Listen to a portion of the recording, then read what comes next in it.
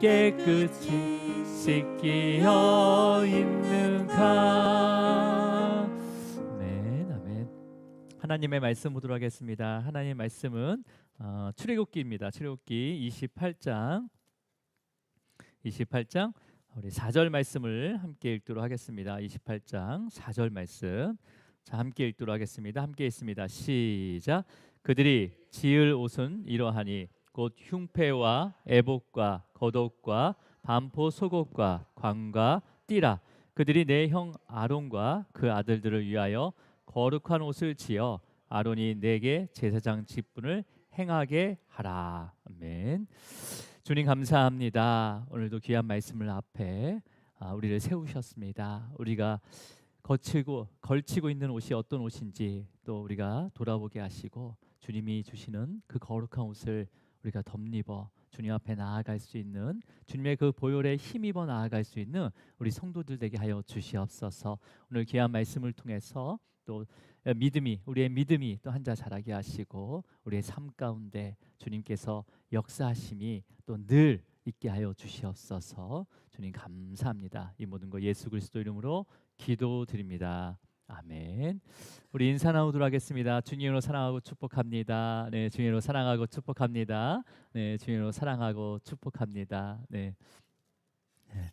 자, 오늘 말씀은 우리가 출애굽기 28장 대제사장의 옷에 대해서 우리가 함께 말씀을 묵상할 겁니다. 그래서 앞에서부터 이제 쭉 그 출애굽기를 보면서 하나님께서는 이제 성막의 모양과 그다음에 기물에 대해서 설명을 이제 마치신 다음에 이제 처음으로 제사장의 직분에 대해서 이제 설명을 하고, 먼저는 그 옷, 그 아론과 그의 아들들을 택하셔가지고 그 아들이 이제 성막 안에서 하나님을 섬기는 제사장으로서의 직분을 행하라고 명령을 하는데, 거룩한 옷을 입혀주시죠. 이제 만들어서 입혀주시는 과정이 오늘 이제 본문에 포함이 돼 있는데요.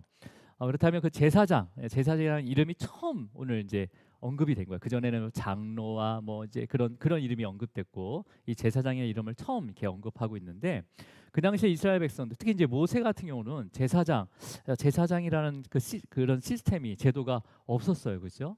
그리고 모세뿐만 아니라 아론과 그의 아들들, 또 이스라엘 백성들까지도 제사장에 대해서 구체적으로 어떤 역할을 하는지, 어떤 신분인지를 잘 알지는 못했습니다.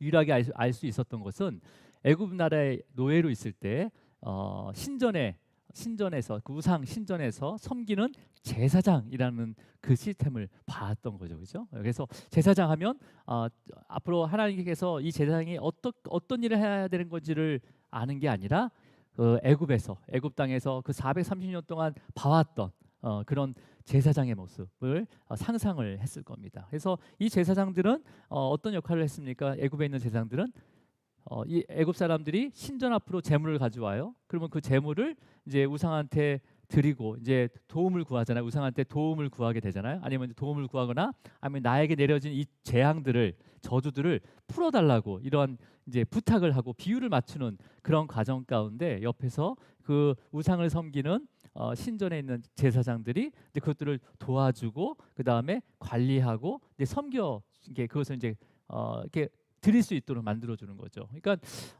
이 애굽의 제사장은 실제로 그 우상의 종이나 마찬가지입니다. 그죠? 그냥 종이에요. 이제 신분은 일반 백성들보다 조금 높을 수 있지만 우상의 종인 거예요. 그 해당 우상의 종인 거죠.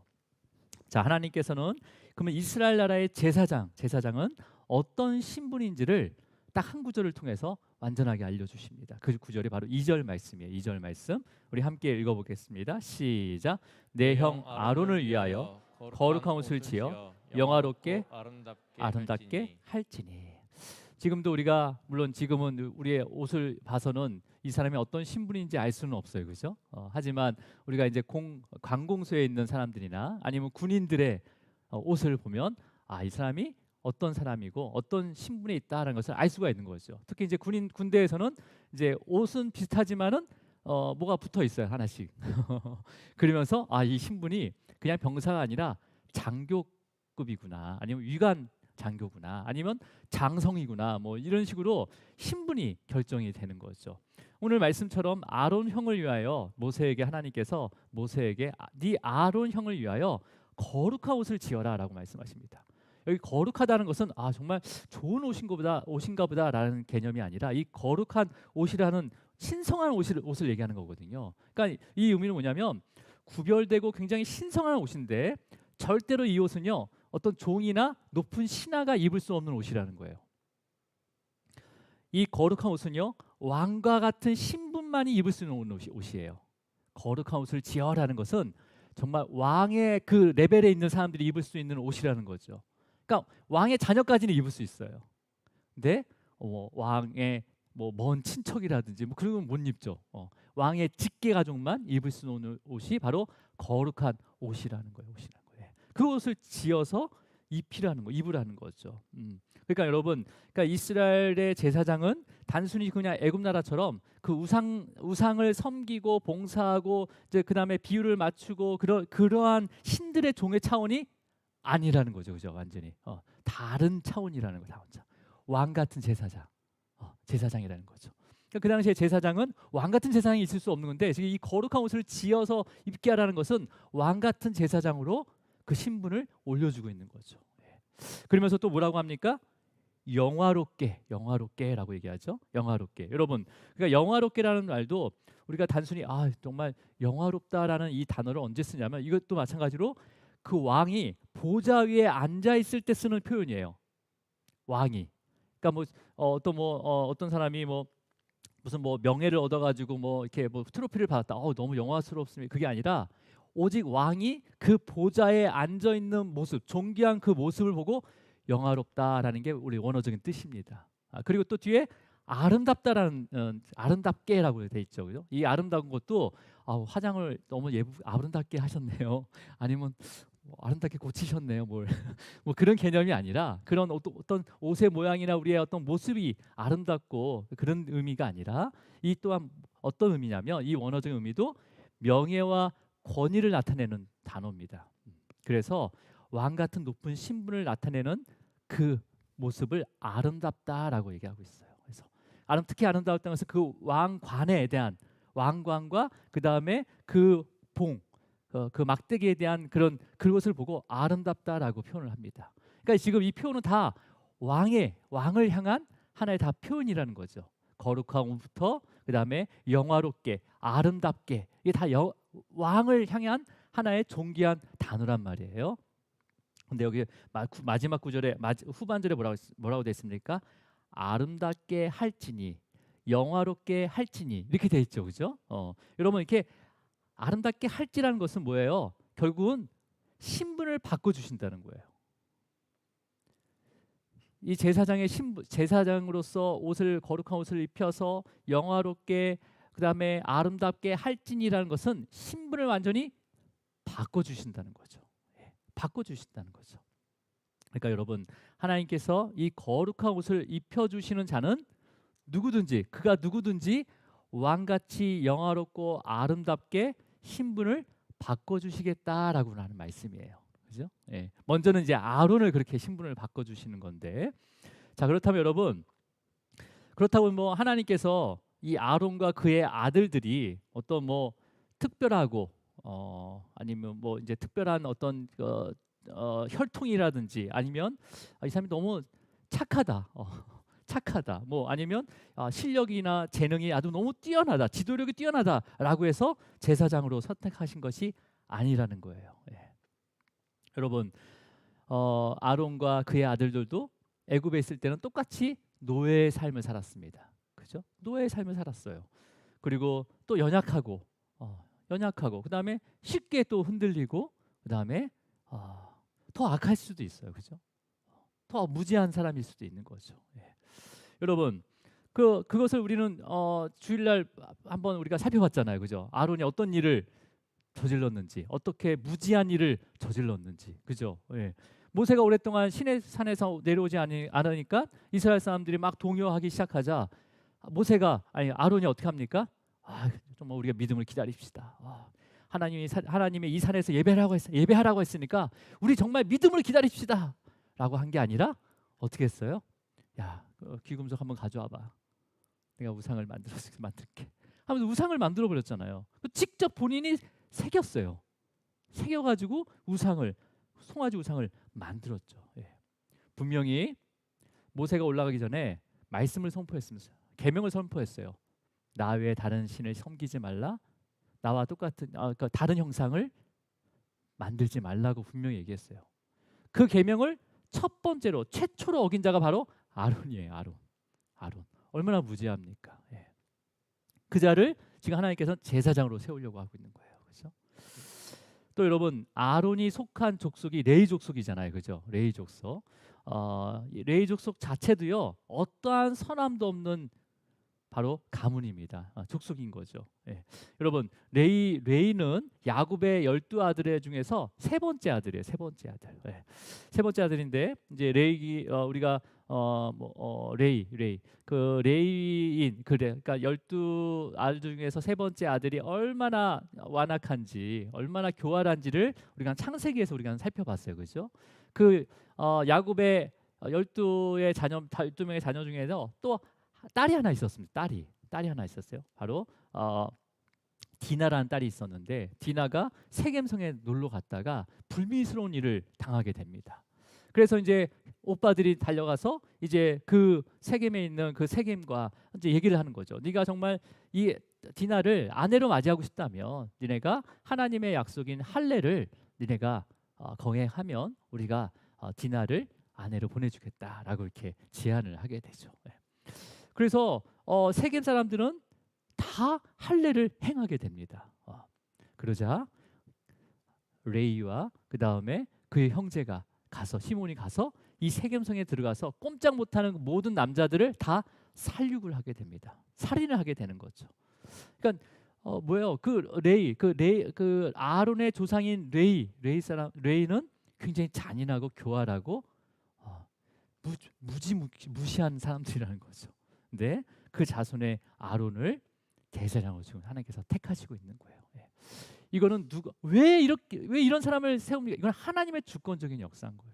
하나님의 선택이신 거예요. 우리가 뭐라고 할 수가 없어요. 그렇다면 우리는 그 레이 아니면 아론보다 더 나은 삶을 살고 있어요? 아론보다 더 똑똑합니까? 아론보다 더 선해요? 우리가? 오히려 아론 이상의 부패한 삶을 우리가 살아오지 않았습니까? 하나님을 믿고 나서도 하나님이 안 계신 것 같이 살기도 하고, 하나님 믿었는데도 불구하고 하나님이 안 계신 것처럼 내가 행동할 때가 있었잖아요. 그죠? 그러니까 어려울 때, 힘들 때, 막 정말 괴로울 때만 하나님을 찾았다가 좀 또 목숨이 숨을 쉴 수 있을 정도로 아니면 살만하게 되면 또 하나님을 업신여길 때도 있었잖아요. 그죠? 예. 온갖 거짓말을 하기도 하고, 그냥 반사적으로 나오는 게 거짓말이에요. 그리고 마음으로는 수없이 살인을 하게 되는 거죠. 미워하고 살인도 하게 되는 거죠. 하지만 이런 정말 이렇게 형편없는 레위 가문의 그 아론을 왕 같은 거룩한 옷을 입혀주신 것처럼 주님께서는 이렇게 형편없는 저와 여러분을 성도라고 아주 영화롭게 아름답게 거룩한 옷을 입혀주셨습니다. 그래서 우리가 뭐 집사, 집사 있고 권사 그런 거 있지만 성도라는 이름으로 우리를 불러주신 거예요. 먼저는요. 거룩한 이름으로. 그러니까 여러분, 그 당시에 이제 이 거룩하고 아름답고 영화로운 이 옷은요, 그 당시에 보더라도 이제까지 세상에 존재했던 옷보다 더 아름다운 거예요. 아름다고 값어치가 있는 옷이었어요. 실질적으로도. 자, 그런 옷이 어떤 모양이었는지를 우리가 4절 오늘 읽었는데 본문절 다시 한번 읽어볼게요. 어떤 옷이었는지 시작. 그들이 곧 흉패와 애복과 겉옷과 반포 속옷과 관과 띠라. 그들이 내 형 아론과 그 아들을 위하여 거룩한 옷을 지어 아론이 내게 제사장 직분을 행하게 하라. 자, 여러분 여기서 보면 흉패, 에봇, 겉옷, 반포속옷, 관띠 이거에 대해서는 우리가 한번 살펴봤는데 특히 이 에봇 조끼는 흉패가 달려 있는 에봇 조끼죠, 그죠? 네 가지의 실로 짜여져 있고 특히 이 흉패 안에 들어가 있는 12개의 보석은요, 지금도 그 보석의 가격을 측정할 수가 없습니다, 그죠? 측정할 수가 없어요. 그래서 이 아론이 입게 되는 이 거룩한 옷, 이 거룩한 옷은 누가 만드는지, 이 옷을 누가 만드는지 또 3절에 이렇게 기록하고 있어요. 3절도 함께 읽어보겠습니다. 시작. 너는 무릇 마음에 지혜 있는 모든 자 곧 내가 지혜로운 영으로 채운 자들에게 말하여 아론의 옷을 지어 그를 거룩하게 하여 내게 제사장 직분을 행하게 하라. 지금 거룩한 옷을 지혜로운 영으로 채운 자들에게 말해서 그 옷을 지은다고 말씀하십니다. 그러니까 이거는 대제사장의 옷은, 이 거룩한 옷은 우리가 임의대로, 사람이 임의대로 만든 것이 아니라 하나님께서 지혜로운 영을 채운 자를 통해서 거룩하게 만든 옷이라는 거죠, 그죠? 이건 어떤 의미냐면 지혜로운 영을 채운 자를 통해서 만들었다는 것은 어떠한 인간의 어떤 지식과 기술이 조금도 들어가지 않았다는 거예요. 오직 하나님의 그 지혜로, 하나님의 지혜가 뭐예요? 바로 말씀이잖아요, 그죠? 그 말씀으로 100% 순종해서 만든 옷이 바로 이 거룩한 옷이라는 거죠. 여러분, 그렇기 때문에 우리는요, 우리 스스로 세상의 어떤 방법으로든 거룩해지거나 선할 수가 없습니다. 오직 하나님께서 지으신 것을 입어야 되는 거예요. 네.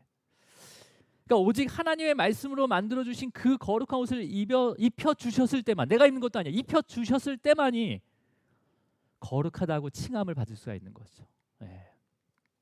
여러분, 그러니까 거룩한 옷은요, 어떠한 자격이 있어서 입는 옷이 아니라는 거예요, 그죠? 우리가 이 정도면 내가 주님 거룩한 옷을 주셔야 되는 거 아니에요? 활부라도 끊어서 주셔야 돼요. 그렇게 얘기할 수 있는 게 아니라는 거죠. 그냥 하나님의 은혜로 입게 되는 옷이 바로 거룩한 옷이라는 거예요. 하나님의 은혜로. 그렇다면 여러분, 하나님께서 만드신 이 거룩한 옷이 그 당시에는 대제사장 아론에게 입혀졌지만 지금 우리에게도 입혀주시는 거거든요. 그러면 우리에게 그 거룩한 옷이 입혀졌다는 것을 어떻게 알 수 있어요? 우리가 어떻게 알 수 있어요? 오늘 본문절을 포함한 1절에서 4절까지 반복되는 구절이 있습니다. 제사장 직분을 행하게 하라. 1절에서도 후반절에 나오고 3절에서도 제사장 직분을 행하게 하라. 또 4절에서도 오늘 방금 읽었던 3절에서도 제사장 직분을 행하게 하라라고 마지막에 돼 있어요, 그렇죠? 네. 그러니까 거룩한 옷을 입었으면 반드시 뭘 행해야 된다는 거예요? 제사의 직분을 행해야 된다는 거죠, 그렇죠? 자, 여러분, 근데요, 이 3절을 다시 한번 읽어볼게요. 3절을 다시 한번 읽어볼게요. 시작. 너는 무릇 마음에 지혜 있는 모든 자 곧 내가 지혜로운 영으로 채운 자들에게 말하여 아론의 옷을 지어 그를 거룩하게 하여 내게 제사장 직분을 행하게 하라. 지금 거룩한 옷을 입어서 1절에서는 4절에서는 거룩한 옷을 입어서 제사장 직분을 행하라고 했는데 3절에서는요, 특별히 하나님께서 지혜로운 영으로 채우신 자, 하나님의 말씀으로 완전하게 지은 그 거룩한 옷을 지으는데 그 지어서 입힌 것으로 끝나는 게 아니라 그 입힌 자를 거룩하게 하라는 거예요. 거룩하게 하여서 제사장의 직분을 행하게 하라라고 한 번 더 얘기를 하고 계십니다. 자, 그렇다면 여러분, 그러니까 단순히 우리가 그 하나님께서 만들어 주신 하나님의 지혜와 말씀으로 만들어 주신 거룩하고 영화롭고 아름다운 그 옷을 입었다고 해서 제사장의 직분을 행하는 게 아니라는 거죠, 그렇죠? 아니라는 거예요. 여기서 그러면 거룩한 옷을 입은 아론을 거룩하게 해서 제사장 직분을 행하라고 했는데, 여러분, 이때 이 3절에서 거룩하게 하여라고 했을 때는 이 거룩한 옷에 쓰여진 이 거룩과 지금 거룩하게 하여라고 했을 때 거룩은 다른 단어입니다. 한글로는 똑같은 단어를 쓰고 있지만 한글로는 원어로는 다른 단어예요. 그래서 이 거룩한 옷은 구별된 코데시라는 단어, 신성한 옷, 왕이 입는 신성한 옷을 나타내지만 거룩하게 하여라는 것은 구별시키다라는 게 아니라 준비시키다, 봉헌하다라는 의미를 가지고 있습니다. 네. 그러면 여러분 뭐예요? 이걸 번역하면 어떻게 해요? 번역하면 아론이 제사장 직분을 행할 수 있도록 준비하게 하라, 봉헌하게 하라라고 하는 말씀이잖아요, 그렇죠? 네. 그렇다면 여러분, 그렇게 내가 거룩한 제사장의 직분을 행할 수 있도록 준비하고 봉헌하는 것은 어떤 의미를 나타내는 걸까요? 그걸 바로 성경에서 찾을 수가 있습니다. 그래서 자, 우리가 너무나 잘 아는 말씀인데 아론의 아들 나답과 아비후가 그 영화롭고 아름다운 그 거룩한 제사장 옷을 입었어요. 그리고 제사장 유임식까지 다 마칩니다. 그리고 제사장의 직분들을 하나하나 행하기 시작을 해요. 근데 어떻게 일을 행했냐면 우리 레위기 10장 1절 말씀이에요. 자, 함께 있습니다. 레위기 10장 1절 시작.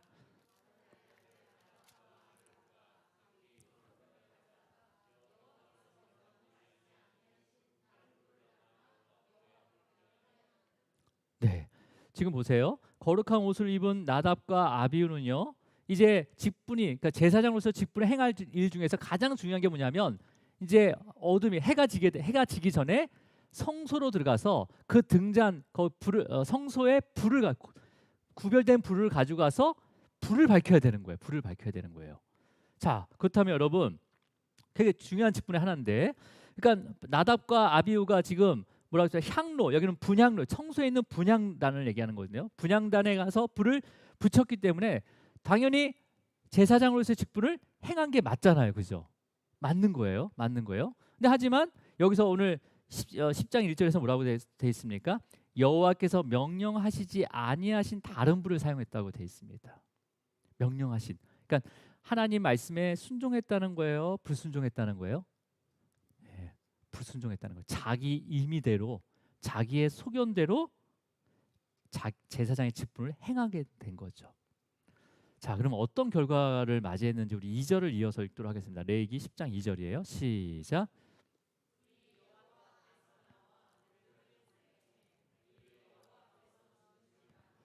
자, 여기서 여러분 여호와 앞에서 죽은지라는 것은 뭐냐면 바로 하나님 앞에서 심판을 받았다는 거예요. 심판을 받았다. 그러니까 우리가 결과는 직분 행한 거 맞아요. 그죠? 향로에 불을 붙인 거니까 맞아요. 근데 밖에서는 직분을 잘 행하고 있네, 이렇게 보여줄 수 있다는 거죠. 근데 하나님이 보시기에는 그 중심이 불순종이 있었던 거예요. 불순종. 그러니까 과정이 틀린 거죠. 과정 틀린 거고. 그러니까 영화롭고 아름다운 거룩한 옷을 입었는데도 불구하고 하나님 앞에 심판을 받게 된 거예요. 여러분. 우리가 거룩한 성도라고 불림을 받았어도 이거는 주님 앞에서 어떠한 결과를 맞이할지는 모른다는 거예요, 여러분. 모른다는 거예요. 그러니까 그를 거룩하게 하여서 제사장의 직분을 행하라 하라라는 의미는 뭐예요? 하나님께서 완전한 순종을 원하시는 거죠. 그래서 순종이 제사보다 낫다라고 말씀하시잖아요, 그렇죠? 네. 여러분, 아무리 영화롭고 아름답고 거룩한 옷을 입었더라도 하나님의 말씀에 완전하게 순종하지 않으면 하나님 앞에서 죽음의 심판을 받았다는 것을 지금 가르치고 있는 거죠, 그렇죠? 그러니까 우리가 성도라고 불려지는 거, 교회만 나왔다고 해서 구원이 성취된 게 아니라는 거예요, 여러분. 물론 안 나온 사람은 나와야 되는 거죠. 구원받을 확률이 더 높기 때문에 이것도, 그죠? 또 뭐예요? 우리가 사역자로서 아니면 뭐 내가 어떤 그런 직분을 받았다고 해서 그런 옷들을 입었다고 해서 구원이 완성된 게 아니라는 거예요. 아니라는 거예요. 하나님의 말씀을 믿고 100% 순종하는 삶을 끝까지 살도록 하나님께서 우리에게 요구하고 계십니다. 요구하고 계시는 거예요. 인격적으로 말씀하고 계시는 거죠. 막 끌어다가 막 시키는 게 아니라 인격적으로 말씀하시는 거예요, 지금. 여러분, 그렇다면 저와 여러분이 진짜 영화롭고 아름답고 거룩한 옷을 입었는지 알 수 있는 방법은 우리가 하나님의 말씀에 정말 하나님의 말씀을 믿고 완전하게 순종하며 살아가고 있는지를 점검하면 되는 거죠, 그렇죠? 아니면 내가 그렇게 불순종하고 내 소견대로 살아가고 있는지를 돌아보면 되는 거예요, 그렇죠? 그죠? 여러분, 그러니까 여러분, 이 거룩한 옷을 입은 이제 아론, 그 당시에 아론과 그다음에 그의 아들들, 그다음에 그 이후의 모든 제사장들이 하나님의 명령하신 대로 100% 순종하면서 모든 제사의 방법을 자기 임의대로 하는 것이 아니라 100% 순종하면서 그 일들을 감당해야 되는 게 바로 그 직분을 행하는 겁니다. 그죠? 행하는 거예요. 그렇다면 여러분, 아론으로부터 그 이후의 모든 제사장들이 완전한 순종으로 하나님의 말씀대로 그 제사장의 직분들을 다 아주 잘 감당했습니까? 안 했죠. 지금 방금 우리 봤듯이 대제사장이 아론의 아들, 첫 번째 아들, 같은 세대예요, 여러분. 자손이지만 아론이 1대, 2대, 3대가 같이 살았기 때문에 같은 세대예요. 그 세대에서 나답과 아비우, 큰 아들 나답과 두 번째 아들 아비우가 실패했어요. 바로 실패했어요. 그 이후에 사사기는 말할 수도 없고요. 그 다음에 이제 왕정 시대로 넘어가는 그 사무엘 제사장이 태어나기 전에 바로 엘리 대제사장, 마지막 엘리 대제사장이 있었단 말이에요. 그 대제사장이 어땠는지 우리가 말씀을 한번 볼게요. 사무엘상 1장 9절이에요. 사무엘상 1장 9절. 사사기 다음에 있습니다. 사무엘상 1장 9절. 사사기의 마지막이 자기의 소견대로 행하였더라. 이렇게 끝나요. 자, 사무엘상 1장 우리 9절 한번 읽어볼게요. 자, 시작.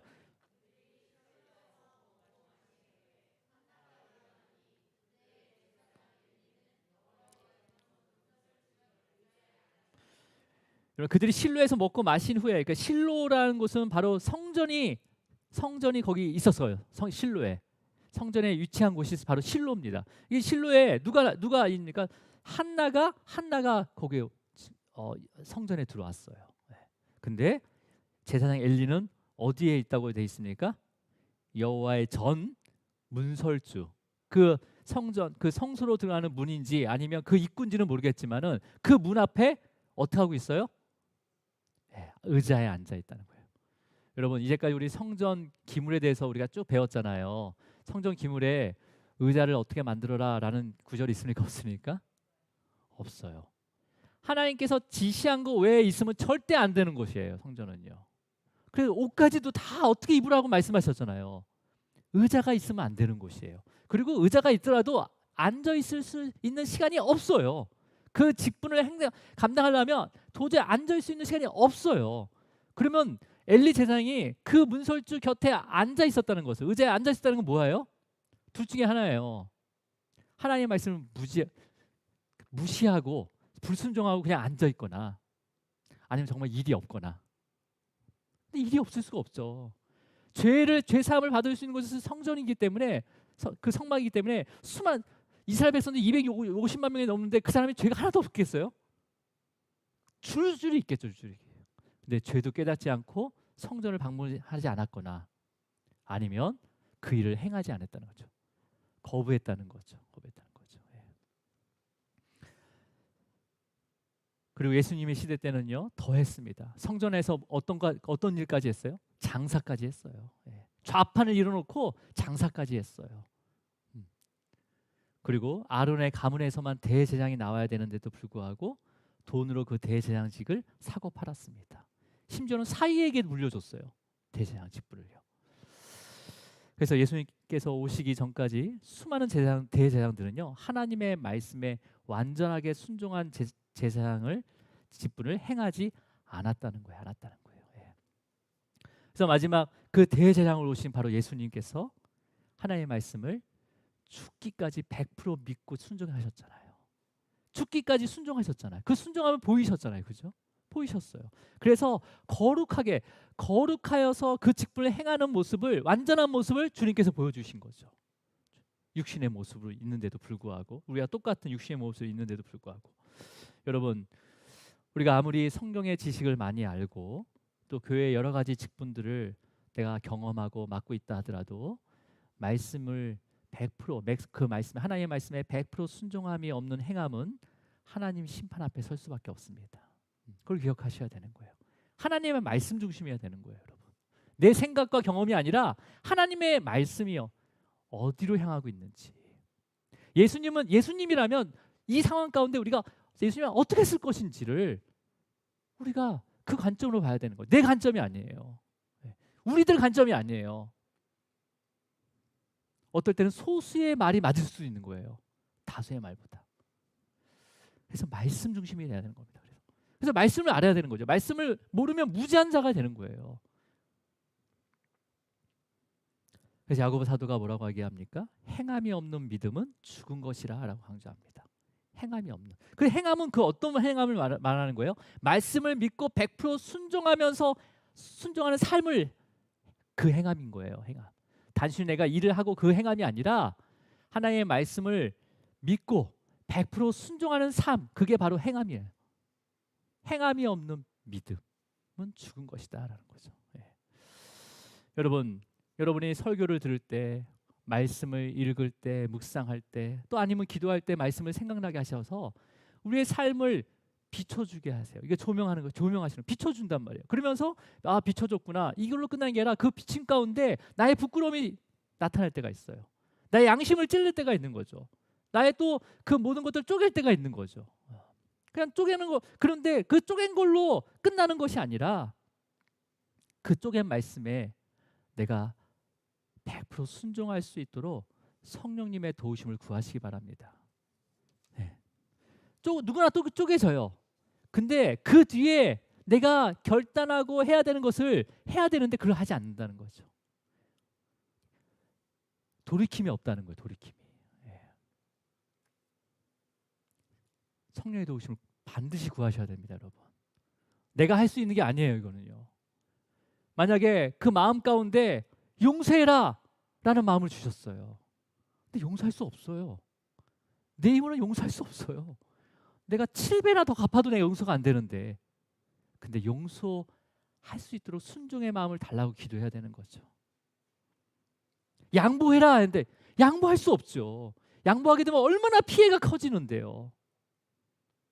그럼에도 불구하고 말씀을 믿고 100% 순종으로 양보해야 되는 거죠. 예. 인내하라는데 인내할 수 없죠. 예.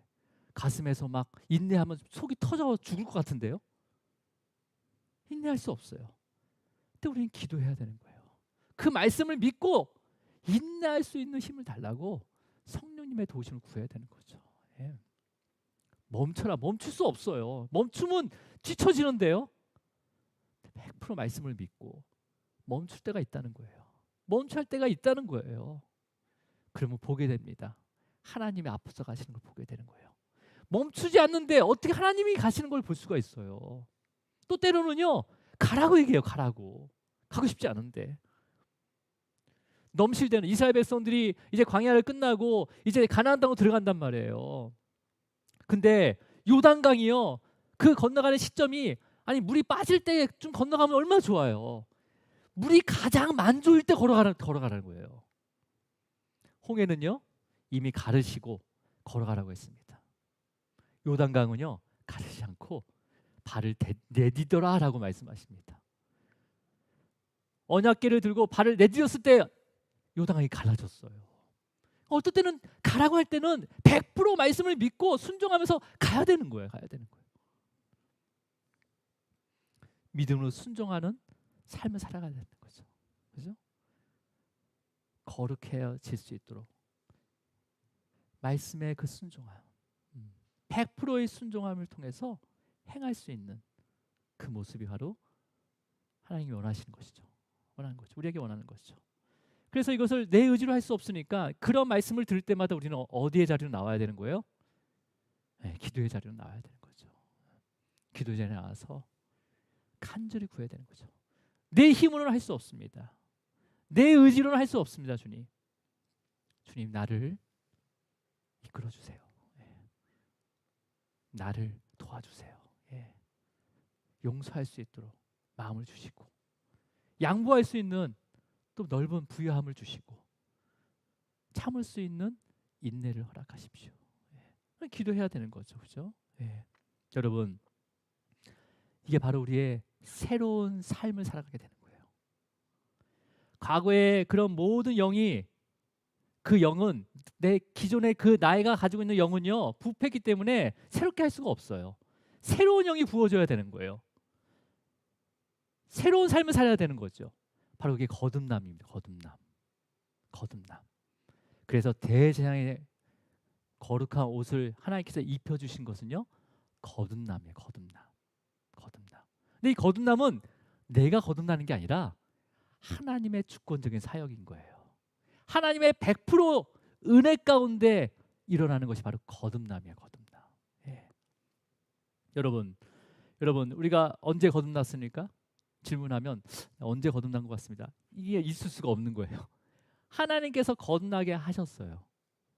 근데 그것을 어떻게 알 수 있습니까? 그 시와 때는 우리가 알 수가 없어요. 그걸 물어보는 건 이단입니다. 이단이에요. 언제 내가 거듭났을까? 예. 언제 회심? 뭐 알 수가 없어요. 예. 하지만 그 거듭남에 그 회심의 표지가 있어요. 표지가. 예. 수많은 신학자들과 그 다음에 성경에서도 그런 내용들이 다 많이 나와 있어요. 오늘 그 9가지만 우리가 함께 나누고 우리가 함께 기도하는 시간 갖도록 하겠습니다. 첫 번째가 뭐냐면 여러분, 내가 죄인임을 깨닫는 거예요. 예수는 절대 나는 바른 사나이, 누구한테 피해 주지도 않고 나 죄의 진적 하나도 없다. 어느 순간에 내가 죄인으로서이다. 내가 죄인이네 정말. 예. 그렇게 깨닫게 되는 거죠. 그래서 그 죄도요, 그냥 단순히 난 죄인이야 그게 아니라 구체적인 죄가 생각이 나요. 구체적인 죄. 예전에는 생각나지 않았는데 거듭나고 나서는, 회심하고 나서는 구체적인 죄들이 하나하나 생각나는 거예요. 과거에 내가 잘못한 것까지 찾아가서 사과를 해요. 사과를 해요. 예. 그러면서 그 죄로 인해서 슬퍼하게 됩니다. 근심하게 되는 거죠. 그리고 나서 어떻게 합니까? 다시는 내가 그 죄를 짓지 않아야 되겠다는 죄를 짓지 않으려는 성향이 생기는 거예요. 그게 나타나는 거예요. 그게 거듭남의 표지가. 또 하나, 두 번째는 뭐냐면 계속해서 회개가 되게 됩니다. 회개가 돼요. 회개의 영이 우리에게 임하게 돼요. 아유, 그래 우리가 원죄에 대한 회개, 주님께서 보혈로 깨끗이 씻어주니까 끝났지. 아니에요. 우리의 육체가 육체의 속성을 가지고 있는 상태에서는요, 계속 그 죄의 성향들이 계속 드러나게 돼 있어요. 그래서 실제로 행함으로 가지 않았지만 계속 그 죄의 마음, 죄의 생각과 죄의 그런 것들이 계속 생각난다는 거죠. 벌써 행하고 있어요. 몸은 안 따라갔지만 벌써 그런 죄. 그러니까 거듭났음에도 불구하고 계속 우리가 육신의 옷을 입고 있는 동안은요, 계속해서 죄를 범할 수밖에 없는, 그리고 또 내 마음 깊은 가운데 남아있는, 나를 사로잡고 있는 그런 죄성과 부패성에 대한 회개가 이루어지는 거예요. 회개가 이루어지는 거죠. 예. 그러면서 죄에 대한 인식이 예전에는 이렇게 좁았어요. 근데 지금 점점 넓어지는 거예요. 점점 넓어지는 거죠. 그래서 주님의 은혜가 아니면 내가 살아갈 수 없습니다. 이 죄인이 어떻게 살아갈 수 있습니까라고 고백이 되어지는 거죠. 그죠? 그래서 거듭나기 전에는요, 조금 가볍게 생각했던 그런 것들이요, 이제 거듭난 후에는요, 그런 것들이 계속 양심의 찔림이 있는 거예요. 그죠? 네. 그러면서 이제 죄를 더 미워하게 되는 거죠. 죄의 모양도 내가 갖지 않으려고 하는 거예요. 갖지 않은 거. 이게 거듭남. 우리가 거룩한 옷을 입었다는 것을 우리가 알 수 있다는 거예요. 이게 드는 게 아니라 점점 주님 앞에 가까이 갔을 때 성령님께서 그렇게 역사하셔서 그렇게 우리의 그 회심에 대한 모습을 깨닫게 하시는 거죠. 그러면서 내가 주님이 나를 붙잡고 계시구나. 붙잡고 계시구나 라면서 믿음이 생기는 거죠. 예. 그래서 이제 예수 그리스도뿐만 아니라 이제 삼위의 하나님, 성령과 성부와 성자와 성령, 이 삼위의 하나님의 그 일하심에 대해서 어느 순간 믿어져요. 이게 내가 알아서 믿어진 게 아니라 그냥 믿어지기 시작하는 거예요. 성령님께서, 그 하나님께서, 그 예수 그리스도께서 우리 위해서 십자가에 죽으셨구나. 성령님께서 우리와 함께 내주하셔서 여전히 내 안에 그 연약함을 또 굳건하게 해주고 그 길을 가게 하시구나 하면서 믿게 된다는 거죠. 그러면서 말씀에 대한 더 갈급함이 생기는 거예요. 더 알고 싶은 거죠. 이 말씀 이게 무슨 뜻이지 하면서 막 찾아요. 찾아요. 그러면서 어떻게 합니까? 이제는 육신의 생각보다 영의 생각에 더 관심을 갖게 되는 거죠. 영적인 사람이 되는 거죠. 영의 또 다른 눈이 띄어지는 거예요. 그러면서 예전에 지나쳤던 성경 말씀이 눈에 들어오고, 그 다음에 그 말씀이 막 읽었는데 막 기쁨이 오는 거죠. 예전에는 이거 읽으면 막 입이 텁텁하고 막 졸고 막 그랬는데 어느 순간에 그 말씀 한 절 한 절이 막 단 거예요. 예. 나에게 막 말씀하시는 것 같아요. 막 지금 현재. 그러면서 세상의 즐거움이 점점 흥미가 잃어버리는 거죠.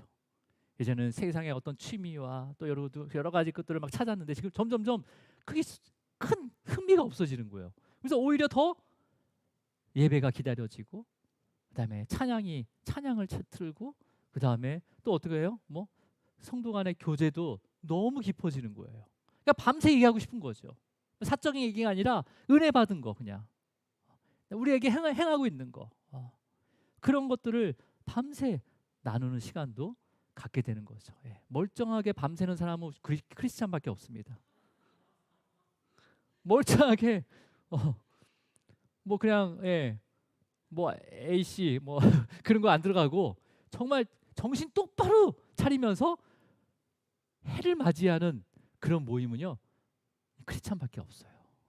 여러분 해보셨죠? 그렇죠. 저도 해봤습니다. 두 가지 다 해봤어요 저는요. 근데 처음에 정말 멀쩡한 정신으로 밤을 새면요 한 2, 3일 고생해요. 근데 정말 맑은 마음으로 그다음에 그런 은혜를 나누면서 밤을 새잖아요. 너무 개운한 거죠. 너무 개운한 거죠. 또 기대가 되는 거예요. 또 기대가 되는 거예요. 피곤하지가 않는 거죠. 너무 밤새면 안 됩니다, 여러분. 그러면서 우리가 이웃에 대한 사랑이 커지기 시작합니다. 이웃에 대한 사랑. 예전에 거들떠보진 않았어요. 근데 보여지는 거예요. 그러니까 베드로가 평생 그 미문 앞에서 구걸하던 38년 된 그 앉은 병자를 평생 보지 못했단 말이에요. 근데 성령이 임하시고 거듭나게 되자 그 병자가 보이기 시작한 거죠. 그래서 뭐라고 합니까? 나사렛 이름으로 너 일어나라고 얘기하잖아요. 이웃을 대한 긍휼함이 있는 거예요. 긍휼함이. 어떻게 하면 이 사람을 생명을 길로 인도할 것인가 라는 생각이 드는 거죠. 이웃을 사랑하게 되는 거예요. 그러면서 이웃에 대한 그 부족함이 나도 없는데도 불구하고 그 없는 가운데 그 이웃에 채워질 거. 그래서 그 이웃한테 내가 뭘 섬길까, 내가 뭘 도와줄까 하면서 그런 마음이 생기는 거죠. 나도 없는데, 나도 부족한데. 바로 거듭남의 표지입니다. 하나님께서 거룩한 옷을 입혀주신 거예요. 내가 인정하지 않지만요. 그러면서 이웃을 위해서 더 기도하게 되는 거죠. 예전에 내가 다 내 기도였어요. 뭐 해주세요? 뭐 해주세요? 뭐 해주세요? 이거 아직 안 됐네요. 한번 다시 체크해 보세요, 하나님. 그런데 어느 순간에는 이제는 내 기도가 아니라 계속 떠오르는 거죠. 누구 집사님, 누구 성도님, 누구 그런 문제 있는데 주님 제발 좀 도와주세요. 제발 도와주세요. 하면서 그 기도가 이렇게 바뀌어 버리는 거죠. 이웃을 사랑하는 게 되는 거죠. 그러면서 마지막으로는요. 죄로 인해서 받을 하나님의 그 진노의 형벌에 두려워하기 시작합니다. 두려워하기 시작해요. 이건 경외함이에요, 여러분. 그런 두려움이 아니라 그냥 공포가 아니라 내가 죄를 짓게 되면 주님의 그 심판 앞에서 내가 무슨 말을 할까 하면서 나의 죄에 대한 그런 진노의 심판 가운데 있다는 것을 깨닫게 되는 거예요. 그냥 먼 이야기가 아니라 바로 내가 이 주님 앞에 섰다면 내가 어떻게 되는 거지? 하면서 깨닫게 되는 거죠. 그러면서 오히려 영생에 대한 소망을 예수를 통해서 붙잡게 됩니다.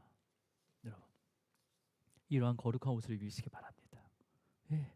여러분, 예수님께서는 구약의 그 대제사장이 입었던 애복과 흉패와 겉옷과 그 반포 속옷과 그 아름다운 띠와 관 하나도 쓰지 않았어요. 오히려 다 벌거벗은 채로 가시관만 쓰였습니다.